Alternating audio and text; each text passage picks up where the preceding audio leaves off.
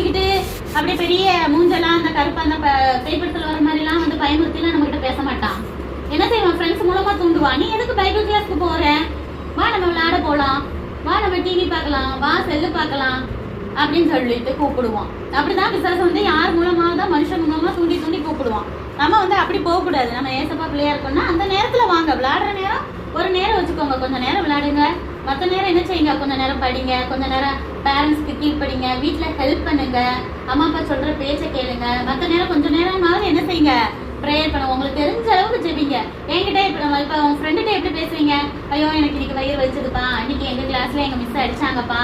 வேற யாராவது உங்க கிளாஸ்ல தவிர மற்ற கிளாஸ் பிள்ளைங்கிட்ட அப்படிதானே பேசுவீங்க.